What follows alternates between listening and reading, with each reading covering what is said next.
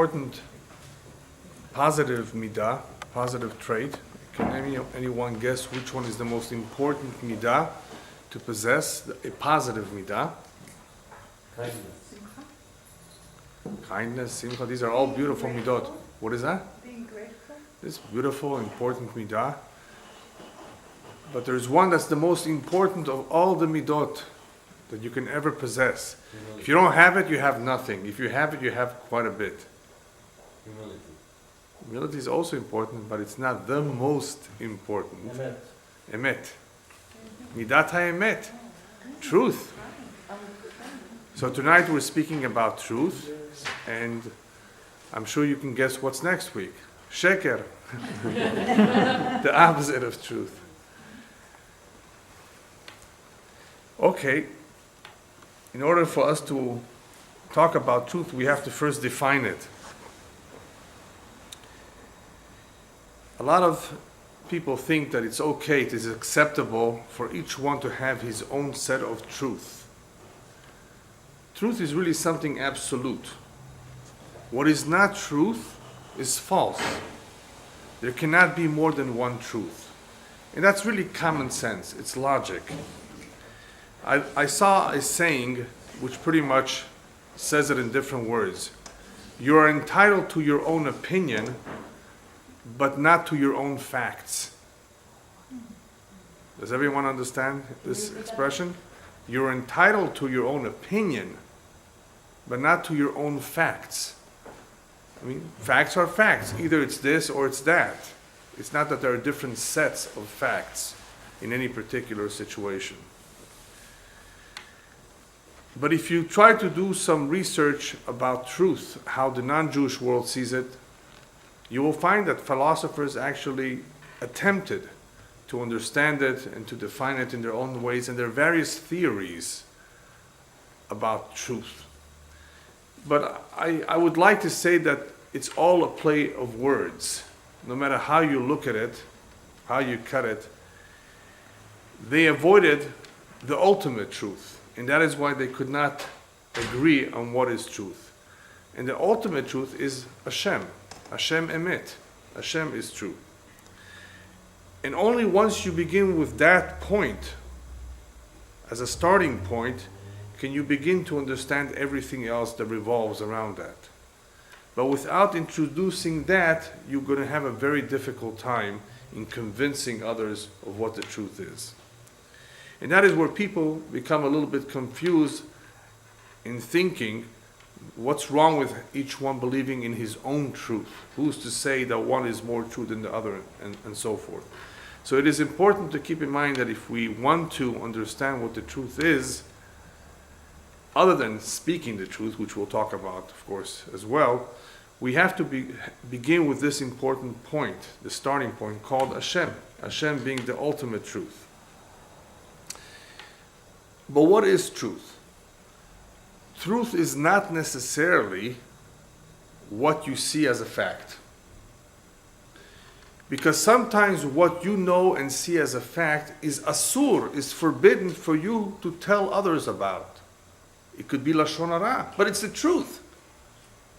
You see, it's tricky. Truth is not necessarily what you see and what you know. A better definition, therefore, of emet, of truth, is what serves goodness and what serves the Creator. What serves the ultimate purpose and tachlit of creation. We once defined good. What's good? Well, what may be good for me may not be good for you. It's relative. In human terms, good is something relative. But the ultimate good is a term that Hashem uses when He created the world, and He says, after His creation, this is good. That goodness is perfect. That goodness serves a purpose. That can only be good because it's complete. He created it for man, for the benefit of man and for the benefit of creation. So the same is true with truth. What serves Him, what serves creation, is true. And sometimes what I know to be true may not serve creation. It may serve, on the contrary, something called sitra hara, the other side, the impurities. Even if it's a fact, but it's Lashon Hara, as an example. It may not be beneficial. It may be prohibited for some good reason. So it's important to understand that truth ultimately is something that serves the Creator, something that serves the ultimate tachlit.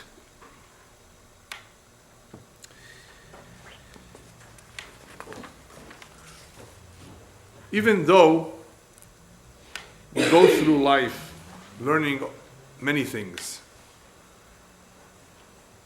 we hear what others have to say, whether it's their opinion or whether it's an idea, and we may become confused from hearing so many ideas and seeing so many things in trying to figure out what the truth is. Man does absorb a lot of information during his life, true. Nevertheless, it is possible, according to our tradition, for man, for the human being, to arrive at the ultimate truth. He can, on his own, just like Avraham Avinu. Avraham Avinu did not necessarily have a higher IQ than all of you. He probably did, but, right? It was not because of the higher IQ that he was able to reveal that there is a God, that there is a creator to this world. How did he do it? He thought a lot into it. Well, a lot of people think, but are they thinking in the right way? The Kabbalah says it very clearly, that because of the neshama that we have within us, we're capable of knowing the truth. Because that neshama is a chelek eloka mimal, it is a part of God. It comes from the kisei kavod, according to the Kabbalah, it comes from the chair of Hashem, as it is called. It comes from Him. In that location, there's only emet, there's no sheker. There's only truth. So our neshama that is taken from there is pure. It therefore knows deep down in its subconscious self, it knows the truth. And therefore it can arrive at the truth if it makes a decision to try to discover what the truth is. And if one therefore makes an effort, regardless of whether he's Jewish or not, he will in the end, if he's honest and truthful, in other words, if he applies this midah called truthfulness, of being honest with himself, because of the koach of his neshama in him, he will be able to realize and admit that there is a creator to this world. Rabbis tell us that there's another way we can tell that there is a creator to this world. Chotamo shel HaKadosh Baruch Hu emet. The seal of Hashem is emet. Now what does it mean, the seal of Hashem is emet? Well, the simple meaning, the Gemara brings down the word emet.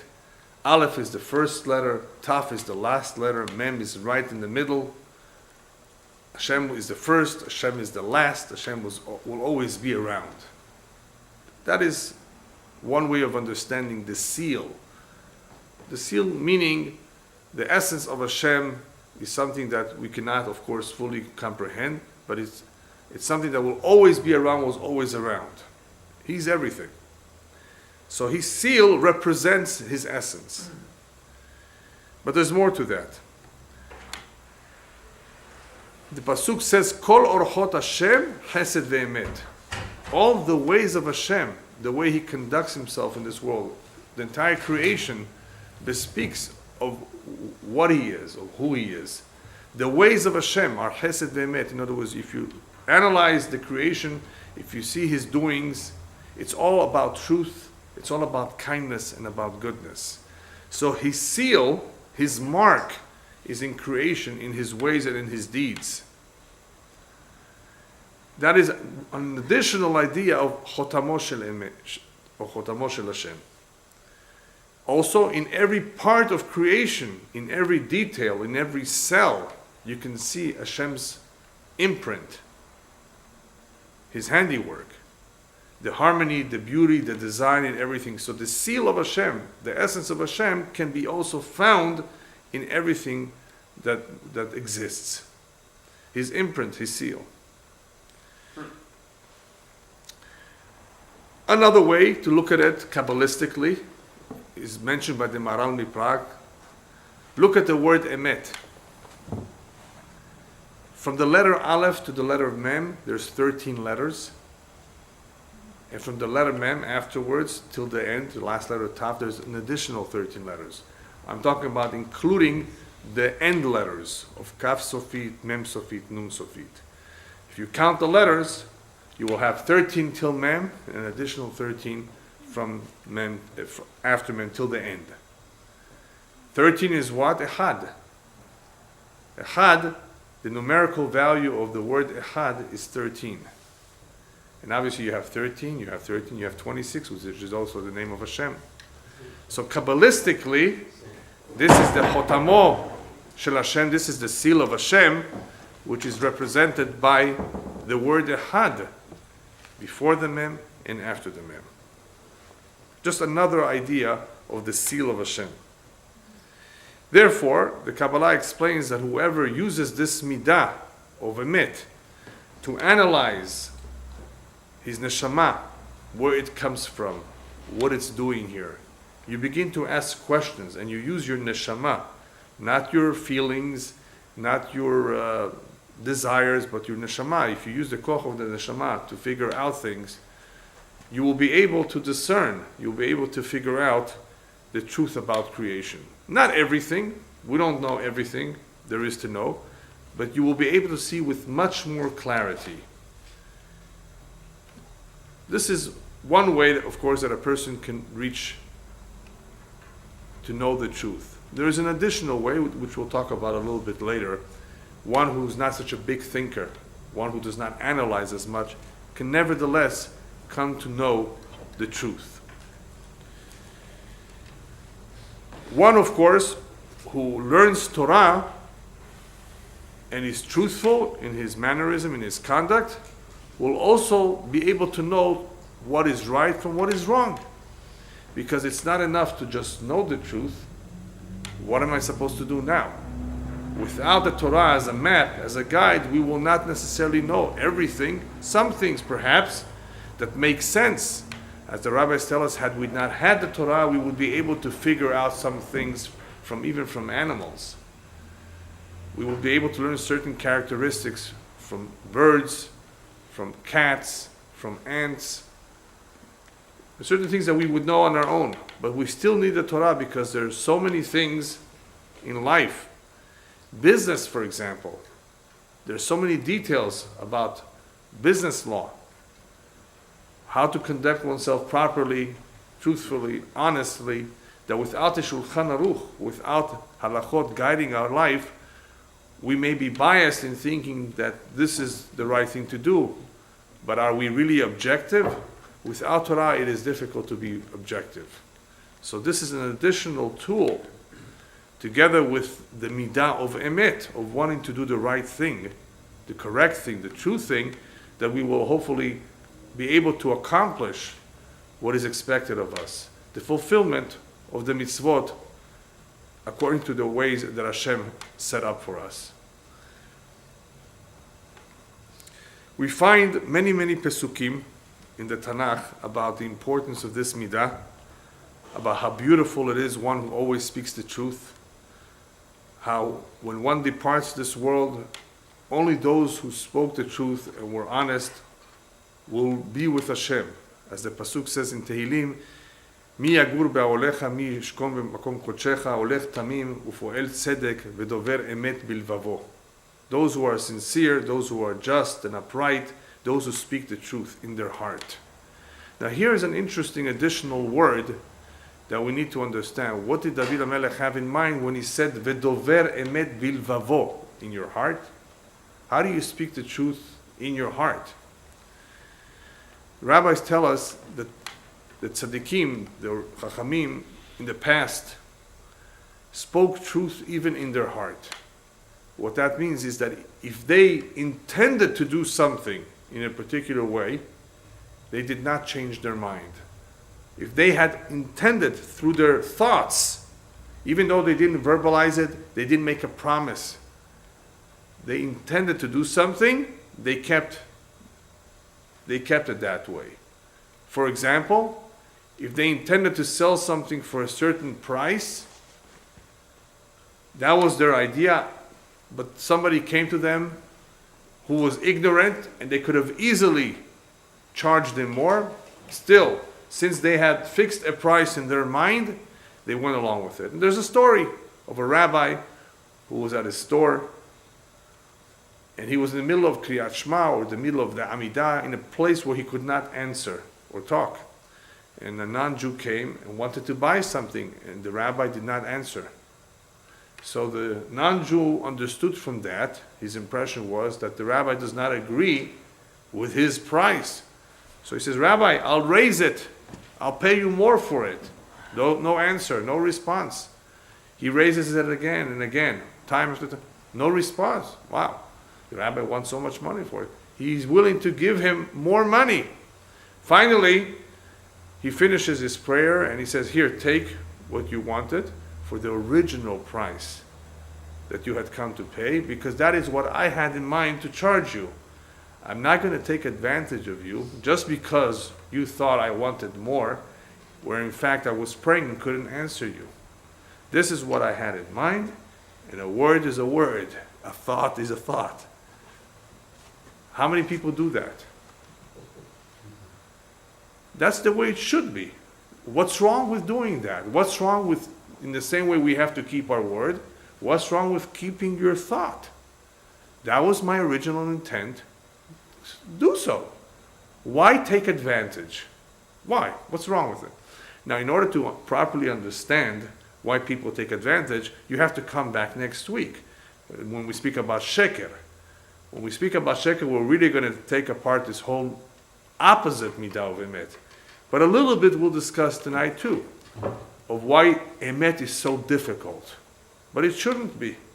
It is possible for everyone to conduct himself honestly and truthfully if he really wanted to. So Hashem therefore loves and is very close to those who speak the truth. Speak the truth in their heart. That everything that they do is with truth. Another pasuk that says it a little bit differently is Karov Hashem lechol korav lechol ashikreuhu ve'emet. Hashem is close to all those who call him in earnest, who are sincere in their prayers. When people pray, they're not necessarily sincere.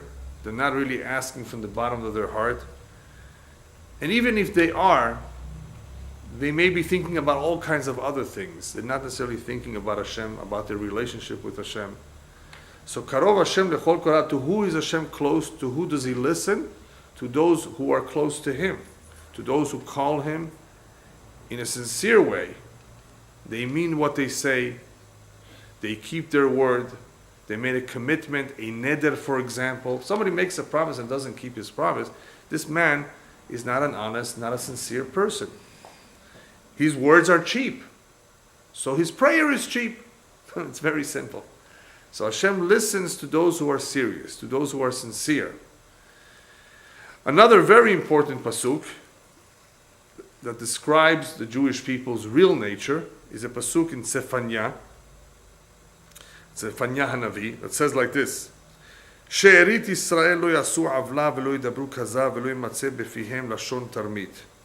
The remnants of the Jews will not do anything that's evil or corrupt, will not lie, and will not cheat. In other words, will not be dishonest in their ways. This is the Navi describing how the Jews should be.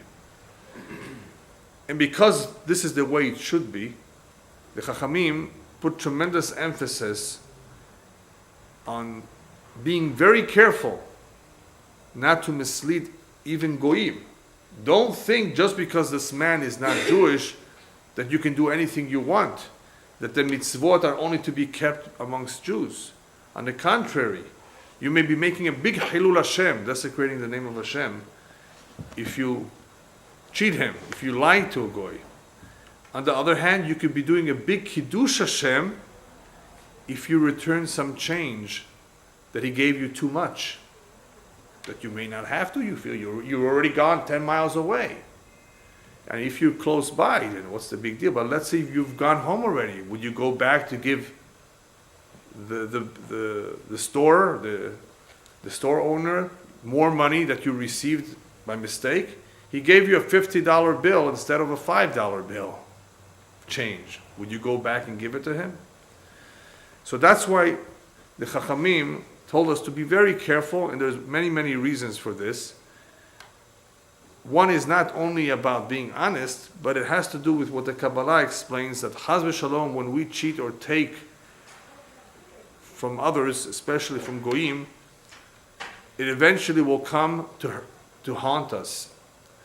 Because we are robbing from that camp, from that side, and that camp will eventually rob from us, or take that which we have. Everything in this world is a midah keneged midah. Hashem's system works measure for measure. And we'll talk a little bit about it next week. What happens to money that is stolen? What happens to money that is acquired through thievery, through lies? What happens to that money? There's no blessing. I can tell you right now, there's no blessing with that money. So, it's not just the money, it's not just the blessing, it's the Chilul Hashem. And there's a famous story that you may have heard of with Rabbi Shimon ben Shattach. Rabbi Shimon ben Shattach bought a donkey from an Arab. And his students who were busy preparing the donkey, as they were cleaning him or preparing him, they found a diamond. The Arab had forgotten that he had put, either hung or put somewhere, a precious stone, and just forgot about it. So the students turned to the rabbi, "Rabbi, lucky day, you can retire. Look at what we've just found." So the rabbi told his students, "I bought a donkey and I did not buy a diamond. That's all I bought. Go back and give the man his diamond." They returned the diamond to the Arab, and the Arab said, "Praise be the God of the Jews. Praise be the God of Rabbi Shimon ben Shattach. Kiddush Hashem." So sometimes, even though it may be difficult, you may think it's not necessary, you may not be able to, but it's an opportunity to do a Kiddush Hashem. You can sanctify Hashem's name for very little by returning that which is not yours to its rightful owner. Rabbis were very, very careful also not to be meshaneh bediburo. You told somebody something, you promised, keep your promise. Even though you're not cheating, even though you're not stealing, a word is a word, a promise is a promise. You said you were going to do something, you shook hands, and you made a deal with someone, you better be very careful not to break that deal, unless it's mutual. Otherwise, it's a very, very, very, very severe sin. It has terrible consequences. You made a promise, keep it.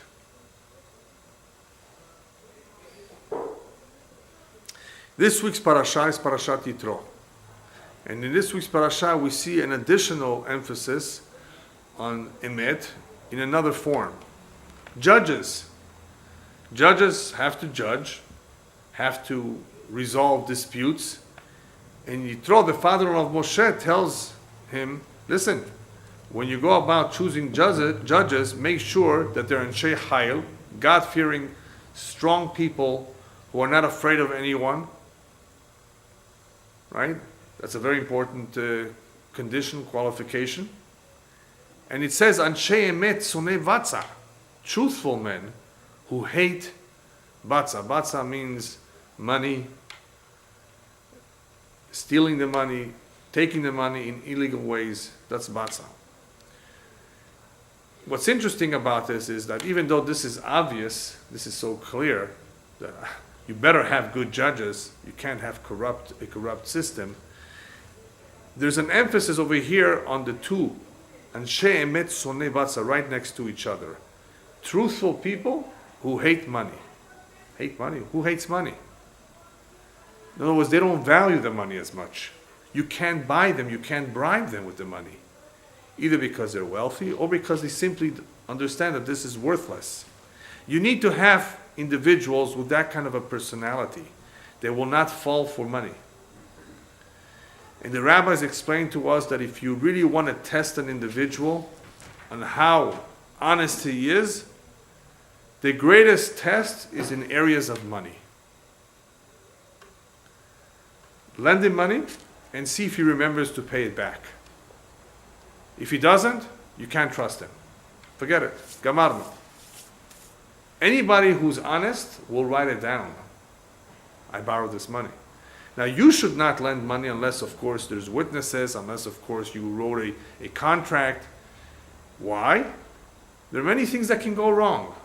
Number one, the guy may die. It can happen. Number two, he may not want to give you back the money. That's a possibility.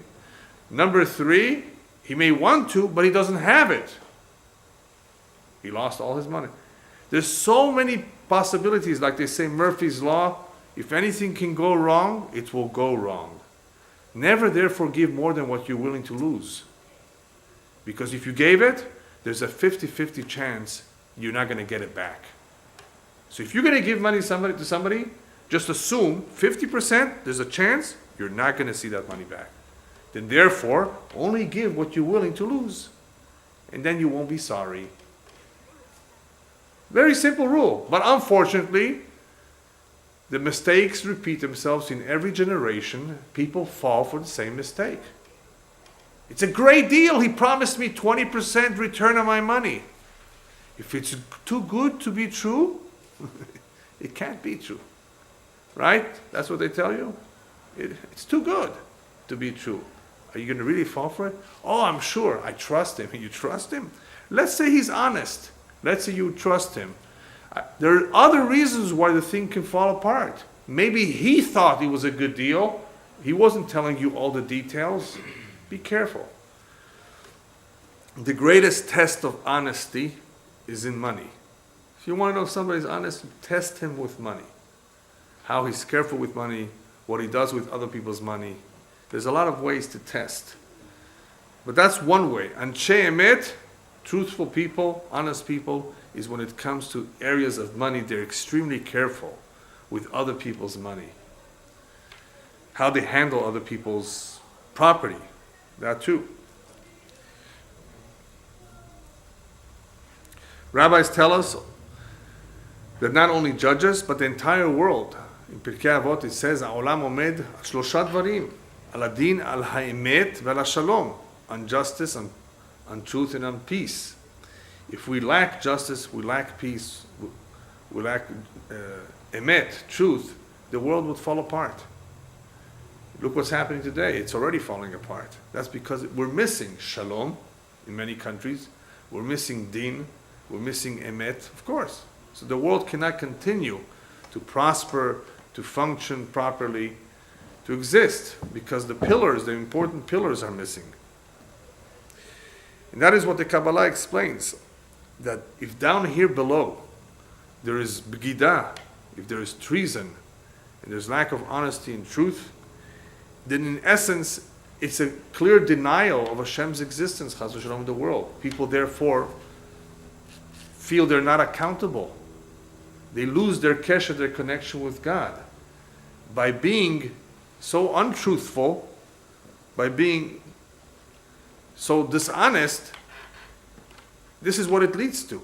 It leads to a severing of the kesher with the Almighty. Which means, nobody sees anyway. Just imagine if all these big guys, and I'm not going to mention names because you know these people. Imagine all these people who were caught doing some Ponzi scheme. Imagine if they knew at the time that God was listening and God was watching. They wouldn't even do it. But the thief doesn't think of that. The dishonest person is so crazy about making a few more dollars, he doesn't take the moment to think, but wait a minute, you know what the consequences of this is in this world and in the world to come? There is a Hebrew saying, Sof ganav litliya.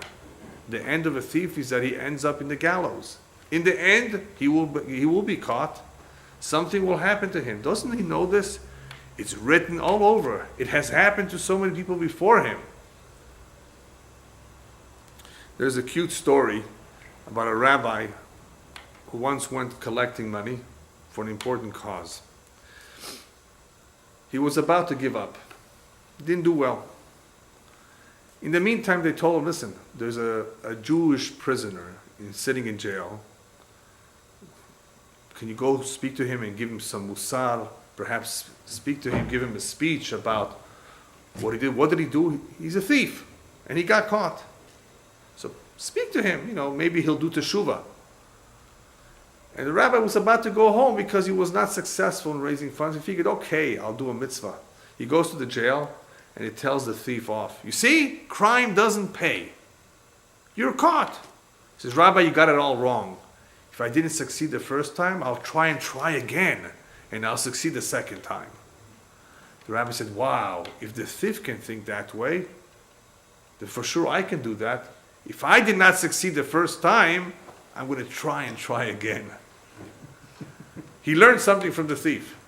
Now, it's a cute story because it tells us, of course, not to give up in the pursuit of doing good things.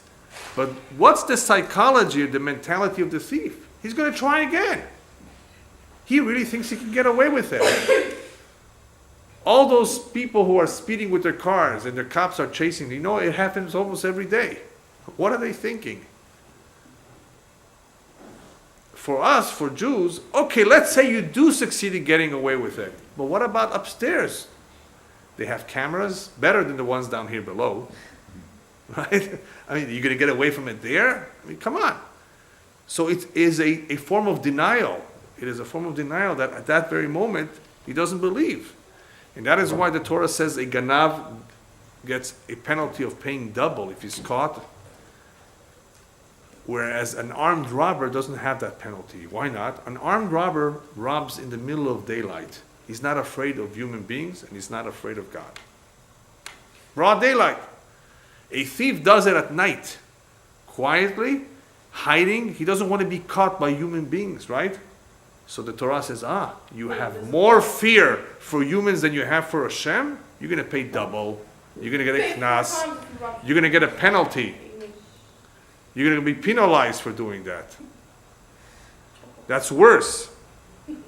If one is not afraid of neither the human being or God, it's one thing. It's bad enough. But to be afraid more of humans than to be afraid of God, what's that? It's hypocrisy. So anyway, that's why he pays double. So when it comes to observance of Torah and mitzvot, it is possible for one to put on tefillin every day, to have a kosher home, to keep Shabbat even, but to steal. And that produces a sort of contradiction in his life, because here he's following the Torah, he believes in it, and here he doesn't believe that God is watching, and he's against this. So it's a kind of contradiction, and many people live with contradictions in their life. Yes, that's part of the problem.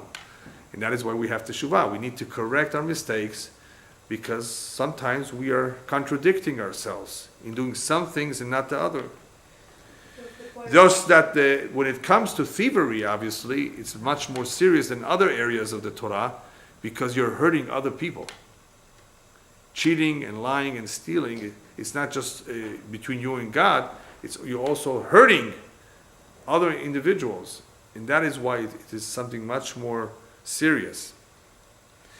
But the seriousness of it, of course, is the fact that one is, in a sense, denying that Hashem is watching over him. Rabbis tell us that if the world would conduct itself in a righteous way, then Hashem mashkif aleinu betzedek. Then Hashem will look at us with righteousness as well, and will be kind to us, and will bless us. Everything in the world would be just fine. If there is no tzedek in the world, if there's a lack of justice, judges are not doing a good job, corruption and the like, a lack of truth, then there's a lot of pur'aniyot, all kinds of calamities, all kinds of problems that plague this world. And people lose their monies, people lose their lives as a result of that. So there's a whole list. If you're interested to see, there's a list actually in the words of the rabbis as to why certain things happen. Why do wildfires occur? Why do earthquakes occur? Why do floods occur? Why do all kinds of diseases occur? War. Why do these things happen where people lose their life and their monies? It is because of certain sins that are being committed. So when one sees something happening, and he's familiar with this source that is brought down in the Talmud and elsewhere, he can more or less figure out what's going on in the world. Why are we suffering so much from all kinds of problems?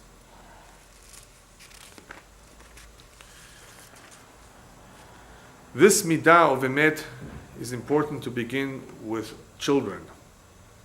Training children to say the truth, being strict with them when they are lying, when they are cheating or stealing from others. But the best chinuch, the best lesson, is by example. Imagine a father hears a knock on the door, and who is that knock on the door? Somebody coming to collect some charity. And he tells his boy to tell the man that his father is not home. Well, the boy goes and tells the man, my father told me to tell you that he's not home. Yeah. What did the child just learn? That it's okay to lie. It's okay not to give tzedakah. What a poor example. What a terrible lesson. Another thing that a father can do wrong, or a mother, is to promise a child, if you behave, I'll buy you something for your birthday. And they don't buy in the end. But they promised.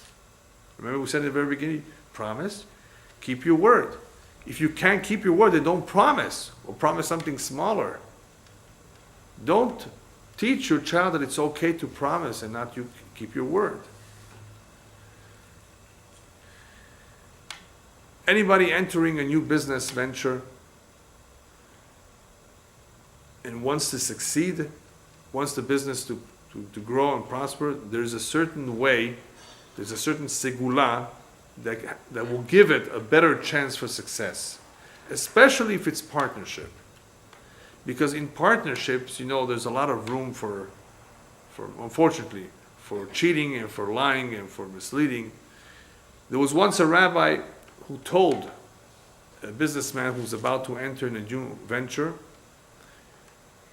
you want me to give you a segula, a very powerful segula. Segula means a powerful metaphysical, in other words, special and unique ingredient that if you follow it, you apply it, you will succeed. He says, yes, let me write it down for you. And he writes down on a piece of paper, Aleph, Bet, Gimel, Dalet. This is your segula. What kind of a segula is Aleph, Bet, Gimel, Dalet? So he tells him like this. Aleph is emet. If you will conduct your business with emet, then comes Bet, Beracha. If you conduct your business with Gimel, Gezel, then comes Dalet, Dalut, poverty. So you want to know how to succeed? Aleph, Bet. You do it with emet, you will have beracha. You do it with Gimel, you will have Dalet, you will have poverty. You will not succeed.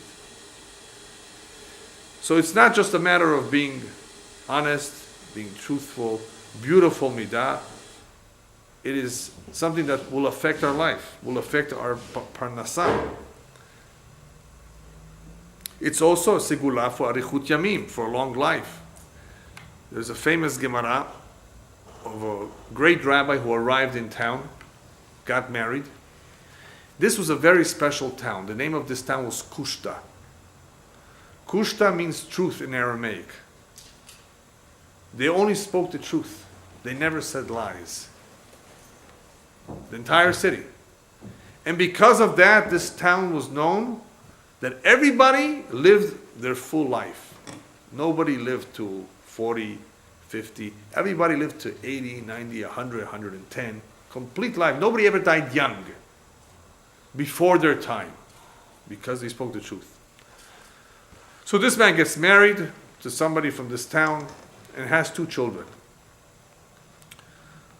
One day, his wife got busy and she was doing her hair. She was involved in doing something which was not completely modest for other people from the outside to see her. The neighbor knocked on the door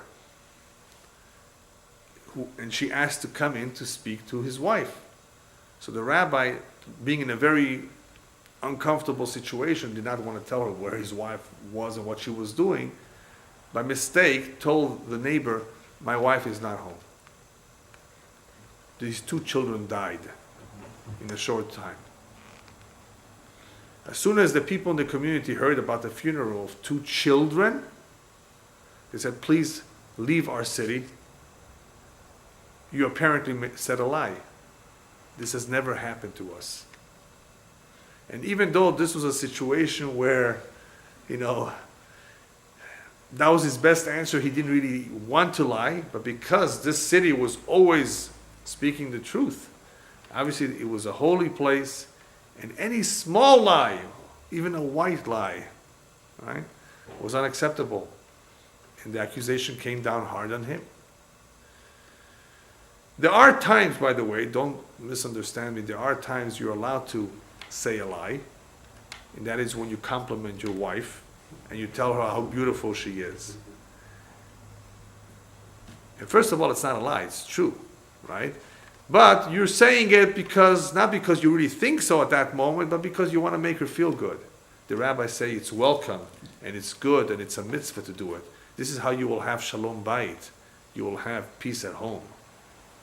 The Zohar even says, tell your wife, all other women in the world are monkeys compared to you. Wow. Yes, that's a beautiful expression. You really mean it? Yes, I really mean it.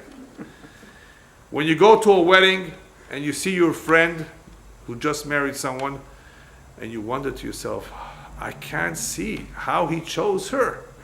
Sometimes you can't figure out, but people have tastes. And they say in Hebrew, "Tam bereach en nitvakeach." You can't argue about taste. People have a taste. He likes red hair. What do you? Or he likes that. What?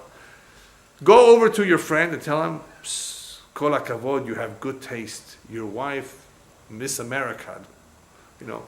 Give him a compliment. Why? It's not the truth. You don't think so. But guess what? He thinks so. So you're just reassuring him that his choice was good. In his eyes, this is the truth. So you're not really lying. You're just reconfirming what he thinks or what he believes.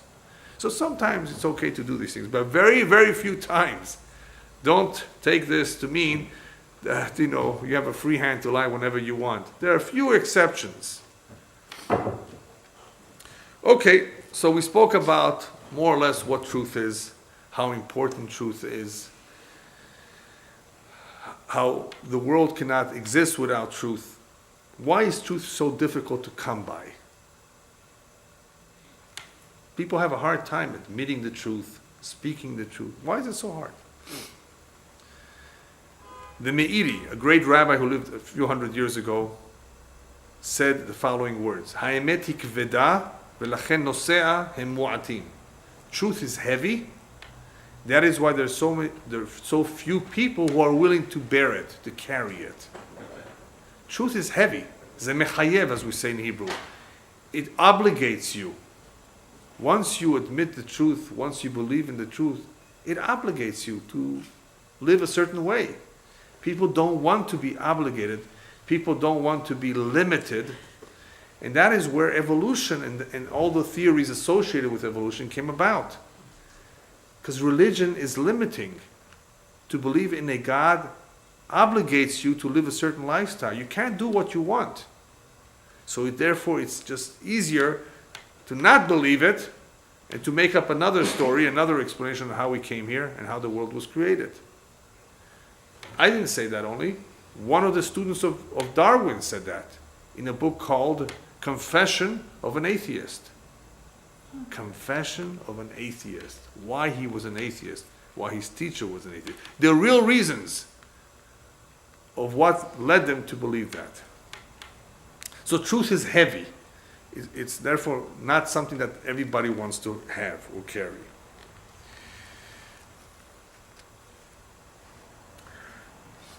Truth is also something that's very difficult to always possess. You move away a little bit and you're already in falsehood. The shin of sheker, right? Sheker, falsehood, has a shin, is right next door to the taf of emet. Shin of sheker is right next door, right? The two letters are close to each other. So the rabbis explain, look at them. You just move a little bit and you're in sheker. It's therefore very easy to go from emet to sheker. To know the difference of what is true and what is not, you have to learn. It's not easy. So therefore, not everybody succeeds. The rabbis also tell us something very interesting about sheker and emet. Look at the letters of sheker. Shin, kuf, reish. They're right next door to each other. They're one after another. Kuf, reish, shin, right? The letters of sheker are right next to each other. What does that tell you? That for sheker you don't have to work hard. It's very easy to lie. There are many, many lies. Emet, the aleph is the first letter, the taf is the last letter. Then you have mem in the middle. They're so far apart because it's so hard to acquire. So sheker is easy. It's easy. You can always easily lie. Not true, I don't know. Or like they like to do in this country when they go to the court. I don't recall, Your Honor. You're selling a car, be very careful. Don't tell the guy as is when you know the transmission is going to go 2 miles down the road. You can't do that. As is when you know the transmission or something else is about to go kaput. That's stealing, that's misleading. You cannot put a stumbling block before a blind person. And then there, of course, you have the Robin Hoods. He's got enough money anyway. You know, Robin Hoods, they take the money from the rich to give the poor. I'm going to do a lot of tzedakah with this money. The brain, the Yetzirah, the brain is a good attorney. It can justify anything. It's very easy to lie and think it's okay, and think it's a mitzvah even, which we're going to talk about next. How people make mistakes even though they're learned, even though they learn Torah. It's very easy to make a mistake, very easy to lie.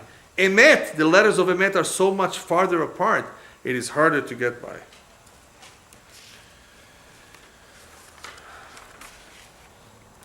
Therefore, the difficulty lies in acquiring emet is because even though one does have a neshama that is pure, one does have a neshama that comes from above the world of emet, this neshama is enclosed in a physical body, and this physical body has retzonot. It has its own wishes and desires. If a person's wishes and desires, especially if they're evil, are very, very strong, then he will not succeed easily to be mechaven to the truth. He will not succeed easily to focus on what is emet, because there's a clash here with his retzonot, with his inner desires, his animalistic, physical desires. And that is why the Chazon Ish says something beautiful. Chazon Ish, Zechet Tzadik Levracha, who passed away in the 50s, a great rabbi. Last years of his life he was in Israel. He said, look at all these learned scholars, Talmidei Chachamim, who attempt sometimes to be lenient in a halacha. Lenient. He says they will find a source to back up their leniency. Of course they need to. They can't just be random about it. But you know what? If they really went after the solution in a very open-minded way to know the truth without a pre-established interest or agenda to begin with, they would arrive at a different conclusion altogether. So their leniency, in attempting to find a leniency, you know what it's like? There's a game, or there's a sport, I should say, of bow and arrow, right? Shoot the arrow, try to get the bullseye, right? Imagine if you see many trees in the forest where all the arrows are in the bullseye. You will say, wow, this guy is a great archer. What happens? You soon discover that he throws the arrow, and after the arrow hit the tree, then he makes a circle. Yeah? That is what scientists do. That is what people who are not searching for the truth, right? They first throw their arrow, their agenda, okay? Then they circle, they paint a circle that they want to fit their arrow.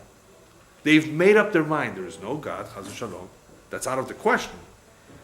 For them, it's out of the question, right? They have their own arrow.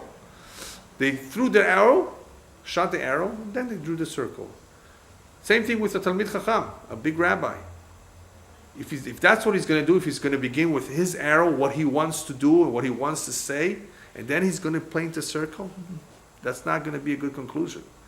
If you're honest and you're truthful, you don't begin with your arrows. You first draw the circle. I want to go to the emet. This is the emet. I want to get there. Then I'm going to shoot and aim for the emet, and hopefully I'll get there. So that is a very important detail over here. The reason why many people fail with emet is because they begin with their own personal agenda, which is, of course, their personal desires. They want to be lenient for some reason, for some interest. So they're trying to justify, trying to paint a circle after the fact. And the same is true with Chazanim. Chazan, you know what a Chazan is? A Chazan is a Shaliach Tzibur. He's the messenger of the Tzibur, of the Kahal, of the congregation. He's going to pray. He's our emissary. If his intention is that people should hear his sweet voice, you think that prayer is going to go anywhere? His kavanah is not pure. The kavanah, the intent of the prayer of that mission should be to reach, to elevate all the prayers of everyone in this room, in the Bet HaKnesset. Then he may succeed. But if he starts off with another reason, a personal reason, then it's not going to work. He's not going to succeed. And that is why one of our prayers that we say every morning, every day, is V'taher libenu le'ovdecha be'emet, that we ask Hashem that He should help us to purify our heart, that we should be able to serve Him be'emet, because the heart is not always pure. It has its own interests, the interests of the physical body, and that are not compatible with the neshama. Today, we're living in the generation of Mashiach. And that means that we have to contend with a very sad phenomena. The sad phenomena, one of them is, the rabbis tell us, Ha'emet tiyeh ne'ederet. The truth will be lacking. Here we're talking about the importance of truth, how we should pursue it, do our best. And here the rabbis tell us, wait a minute, if you're going to live in the generation of Mashiach, you're going to have an extra difficult job. The truth will be lacking. That v'tiyeh na'aset adarim, and it will be found in many groups. Everybody claiming that they have the truth. Why do you think we have 120 parties in the Knesset of Israel? Every member is another party with their own opinion. Everyone thinks they're right. They have the solution on how to make peace with the Arabs. So this is a problem in the generation before Mashiach comes because of so much darkness and impurity in the world, so much materialism. And science has taken over religion in the past 150 years. So science has become very powerful, and science has their own agenda. Everything is a big bang. There is no God. And this, of course, contaminates the airwaves, the newspapers, everything. It contaminates people's minds in thinking like them. They're not after the truth. They're after something else. And because of this, it will be a greater challenge to know the truth. But even so, in the midst of all this darkness that we're in, we will be able to know the truth. How? Many years ago, I had the privilege to be at a Farbrengen of the Lubavitcher Rebbe, very special man, big tzaddik. And he mentioned this Gemara in Masechet Sanhedrin, that truth will be lacking in the generation of Mashiach. People will not know the truth. It will not be easy to acquire, to figure out. So the Rebbe said, he asked, so nonetheless, how can we still figure out what the truth is? Is it still possible? He says, of course, only by learning Torah. If a Jew sits down and learns Torah, attends classes of Torah, then his focus will be sharpened. He will be able to see with more clarity. It's still not 100% guarantee it. Why? Because it depends on his personal interests and his own agendas. But at least he has a better chance. This is his only chance, actually. As we said in the very beginning, to do things properly, truthfully, we have to learn halachot. We have to. Otherwise, how are you going to conduct yourself? How does one know how to observe Shabbat if he does not know the halachot of Shabbat? How do you expect him? All he does is kiddush and eat halot and gefilte fish. That's all Shabbat is all about. You have to be careful with many, many areas that one would never know unless he learned Hilchot Shabbat. So the halachot, the Torah, is very important in order for a Jew to be able to conduct himself properly and live a life according to the Torah. He needs to learn halachot, even a few minutes every day, to cover the basics. He doesn't have to learn how to slaughter a cow, unless he's going to be a shochet. He doesn't have to learn how to circumcise a child, a boy, unless he's going to be a mohed. There's a lot of halachot you don't have to learn. There's a lot of halachot that don't apply today that will only apply when Mashiach will come, when the Bet HaMikdash will be rebuilt. But the basic halachot, how to wash your hands in the morning, what blessing to make, right? How to keep Shabbat, how to keep a kosher home, how does a married woman conduct herself as far as family purity laws are concerned. These are very important halachot. If you don't know that, they can cause major mistakes. And when we wish a new couple that they should succeed in building a Bayit Ne'eman B'Yisrael, a Jewish home that is devoted and that is founded on the principles of Judaism, that's what we mean. We mean a home that is following the halakha of the Shulchan Aruch. So this is therefore a very important, indispensable tool, the Torah Kedosha, that will help us to know the truth. But as I said in the beginning, there are some people who don't want to know, who have a hard time with the truth. They've made up their minds already that there is no such a thing as God in creation. Then you're wasting your time arguing with them. An honest person has always an open mind. If you ever run into someone, Jewish or not Jewish, who starts telling you all kinds of dogma about evolution and the like, ask him, are you prepared to accept that there is another alternative called creation? Are you willing to accept that there is, you may not be convinced because you are an agnostic, okay, but are you willing to be convinced? Are you willing to accept that there is another alternative? And many scientists will tell you, no, that's out of the question, that's impossible. Well, then you know that you're up against the wall. When somebody rules out a possibility that he cannot disprove there's no God, but he rules it out, that means he doesn't have an open mind. That means he's not an honest person. He's not a truthful person. I wouldn't lend him money either. Yeah.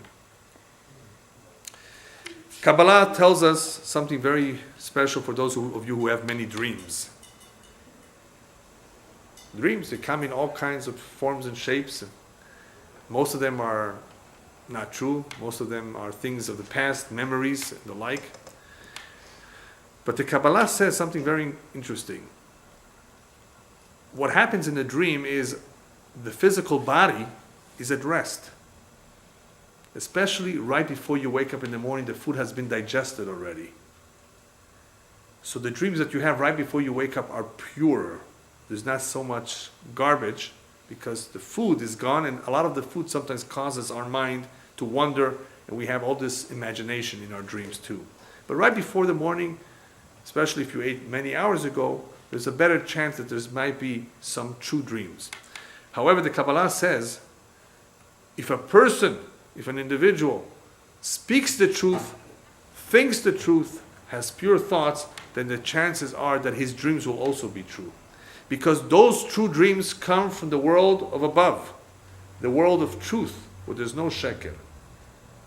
All the way up, where the malachim are. You want to be like a malach? You want to know future events like the malachim do? Like the prophets knew? Then speak the truth. If a person speaks the truth, his thoughts are always truthful, his chances are that his dreams will contain a lot more truth than the dreams of others. Just like to finish, that as an important way of getting used to speaking the truth is admitting one's mistakes and faults. Even though, B'ezrat Hashem, next week when we speak about sheker, we will figure out what to stay away from that will help us with truth as well. I just want to give you some ideas of what can help one immediately, because it does require a lot of work. But one of the things that can help us immediately is get used to admitting your mistakes. Even if it means admitting to a child that you were wrong, that he is right. And that's very hard.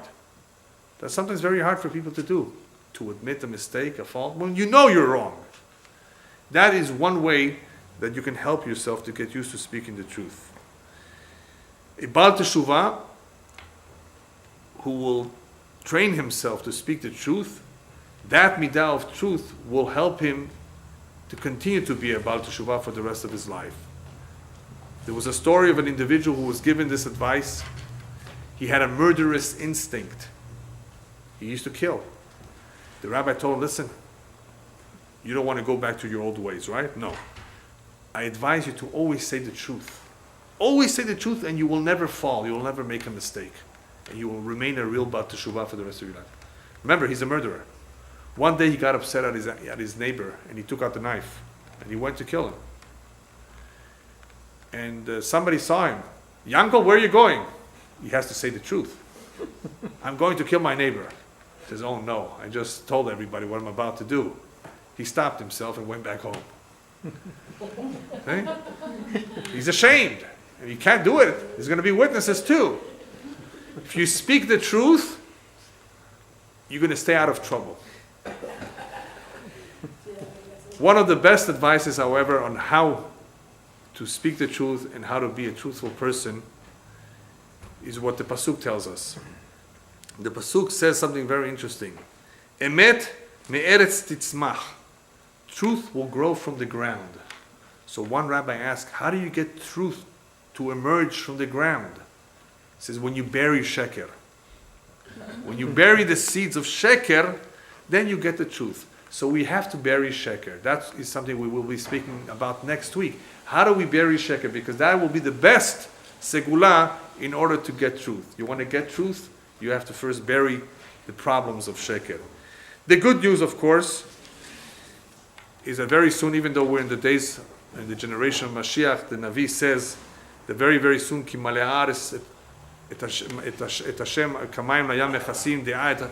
People will soon have the tremendous, vast knowledge of God like the waters of the ocean. Like the waters cover the ocean, so much water, that is how much we will soon very much have in knowledge of Hashem. Right now, there's a hester panim. The face of Hashem is being concealed. It is very difficult to know the truth 100%. It is still possible, but not everybody has clarity. There's so many religions and cults and so much balagan and confusion. But very soon, the clarity will come out, and everybody will know that Hashem Echad U'Shmo Echad. Amen. I don't mind the way I look, because sometimes I work for a living. This is Emes. Yeah. The last 2 days I've been working very hard on carpet, fixing up